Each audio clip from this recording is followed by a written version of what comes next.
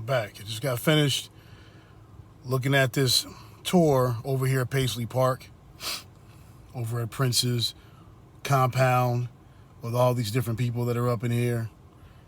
Pretty interesting tour, I have to say. Pretty good tour. I didn't know as much about Prince as I knew about Michael Jackson, so I couldn't leave. I'm over here in Minneapolis. This is my last day that I'm here, and I figured that I come out to Pasiley Park to come out and check out Prince's compound before I left town, just to say that I had a chance to check it out. You know, the man, the legend, the artist. Pretty great tour, I got to say. Learned a lot about Prince and things I didn't know about his career, his influences, as well as a lot of people he influenced. And of course, I got the infamous or $20 million question a lot of people were asking, or I've been asking, wondering for years.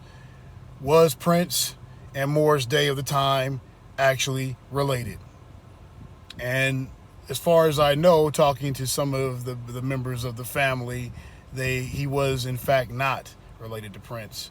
But they were friends. They grew up together here in Minneapolis. And in fact, I believe they went to high school together. So that's the connection those two have. But great tour. The best thing I can probably, or that I got and I gathered from this, was that Prince was somebody that was not afraid to be who he was. He loved music. He loved to perform. He loved to entertain people with his music, and he wasn't afraid to be who he was. And that's something that can't be taken away from him. His outfits were a bit much. I mean, his androgyny was something that was unparalleled than anything I've probably ever seen back then or even now. But Prince was one of a kind, and the man did what he wanted to do, and he made the kind of music he wanted to make, and he set his mark on the world that he thought was appropriate for himself. And that's something that I think all of us can learn from, is to be who you are, be who you want to be, and don't be afraid to sit up and be who you want to be. He had the courage and he had the charisma to go all the way with who he wanted to be, and to embrace the gifts that was bestowed upon him. And that's something that I admire about Prince, and I think that's something that any of us can learn from. You know, no matter what field you're in, whether it's music, whether it's athletics, whether it's academics, whether it's business, whatever it is you want to do, you know, be uncompromising about what motivates you and what type of destiny you want to have for yourself. And Prince understood that. I still think that his death wasn't as simple as him ODing over some medication or whatever, however they said he died. I think he was murdered personally by Warner Brothers. Wink, wink. Actually, it's not a wink, wink. I think that Warner Brothers actually did what they did. I think they actually killed him. But that's another question. But I'm actually, glad and that his sister and his estate had enough business savvy to turn his estate into a tourist attraction, because they're killing it, man. This rivals Graceland, as a matter of fact. And I'm very curious to see what they're going to do with his music. I don't know whether or not they actually sold it. I have to do some research about that, but I'm very curious to see what they're going to do with his music, because he had a bunch of songs that were never released to the public, and I had the pleasure of actually listening to one of them during this tour, which was actually pretty cool. So, Prince Roger Nelson, he was definitely one of a kind, and he definitely was a genius, a creative genius, not just in music, but a creative genius in terms of the visions he had for other creative endeavors he was involved in. He made movies, he wrote screenplays, he actually even designed clothes, which is something that a lot of people don't know about Prince. He designed a lot of his own clothes.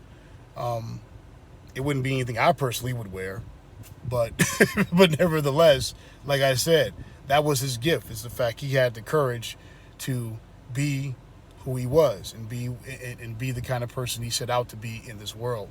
And I think that's one of the lessons I learned from going on this tour, seeing Prince, Roger Nelson.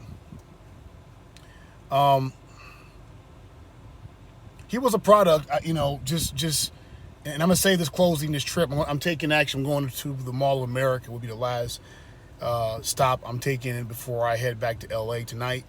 But I want to say one more thing. He's definitely a product of the city of Minneapolis.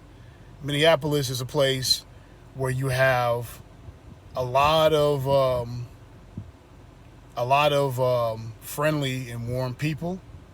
Minneapolis is a place where you see a lot of interracial relationships. Although Prince was not interracial, despite what you saw in Purple Rain, he wasn't interracial. He wasn't, biracial. His mother and his father both were black.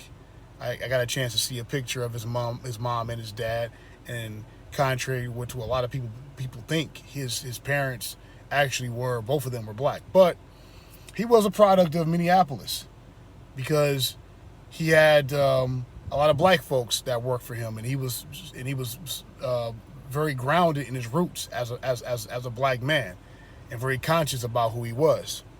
But at the same time, he had no problem working with other people, working with white folks, working with Asians or Latinos or whoever it is he chose to work with. So, and that's something that's very very common here in Minneapolis, because Minneapolis has a huge refugee community, a lot of Somalians here, a lot of Laotians here, a lot of Vietnamese, descendants of Vietnamese refugees.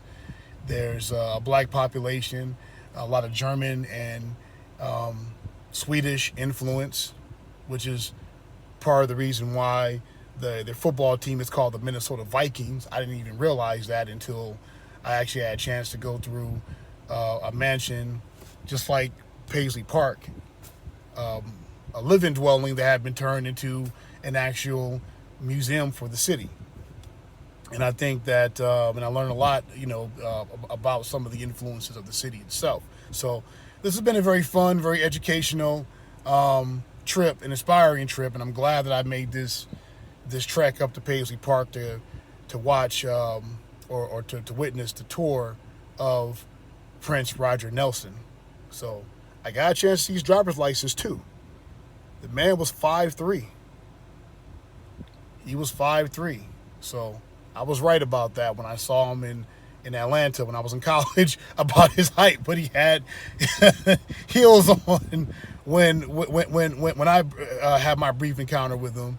But and that was back in the 90s. But on his driver's license, it actually said he was 5'3". So that's a very interesting thing about Prince. But I learned a lot about him, and very, very good trip. So anyway, I wanted to go ahead and get this video out. I want to post it up. I'm heading to the Mall of America. I'm hoping to get some drone shots and some shots of Mall of America before I take off. I'm leaving Pasiley Park, so I'm out, and I will talk to you guys soon. Ashe.